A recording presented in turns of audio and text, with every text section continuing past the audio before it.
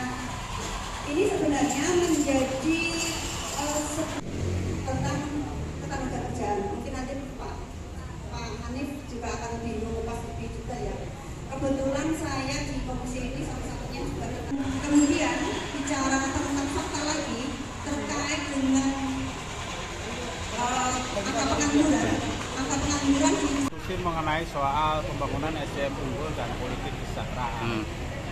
Menurut saya kalau kita bicara ke depan kaitannya dengan pembangunan SDM unggul dan politik kesejahteraan itu, ya setidaknya ada 3 shortcut lah yang bisa kita lakukan. Yang pertama adalah penciptaan lapangan kerja yang berkualitas.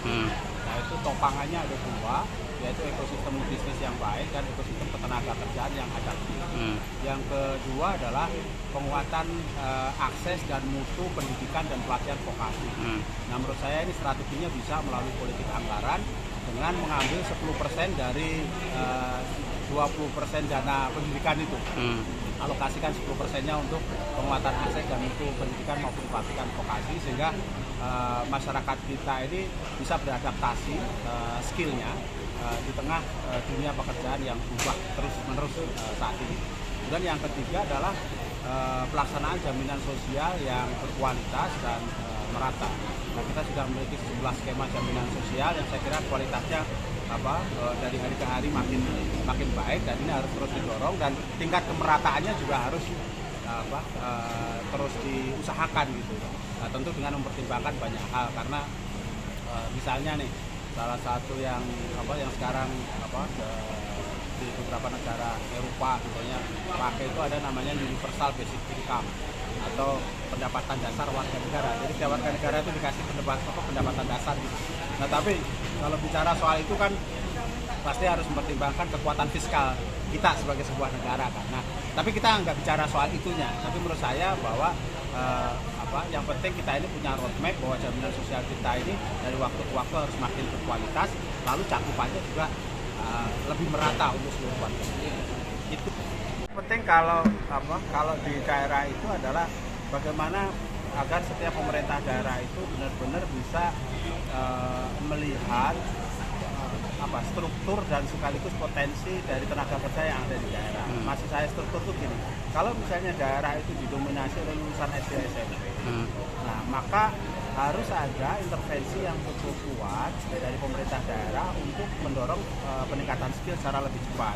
Tidak harus pemuda sendiri, tetapi harus bekerja sama misalnya dengan dunia usaha. Karena saya lihat kan ya ada aja sih misalnya daerah yang kalau ada investasi disyaratkan begini misalnya, oh ini boleh kalau ada investasi masuk tapi syaratnya harus 60% rekrut warga lokal. Ya pertanyaannya adalah warga lokalnya itu kayak apa kualitasnya? Kalau warga lokalnya didominasi oleh lulusan SD SMP saja kan pasti berat. Nah, lalu kemudian ketika syarat begitu dimunculkan justru akan menghambat investasi kan. Nah, makanya berarti intervensi untuk peningkatan SDM-nya ini yang harus dilakukan oleh pemerintah melalui berbagai macam kebijakan yang produktif untuk investasi, tetapi sekaligus juga bisa mendorong percepatan peningkatan skill dari warga negara. Menurut Pak Hanif, daerah di Jateng yang paling potensi untuk dikembangkan kayak gitu untuk investasi daerah mana saja Pak?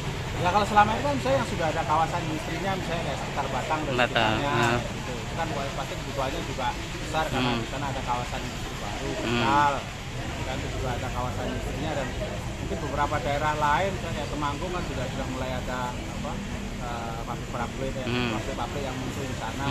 Di daerah misalnya Sukoharjo sana juga banyak. Saya kira sebenarnya potensi investasinya tetap aja besar, tetapi sejauh mana kemampuan daerah untuk menyediakan tenaga kerja yang sesuai dengan kebutuhan masyarakat. Oh siap. Jangan lupa follow, like, dan subscribe sosial media Tribun Jateng.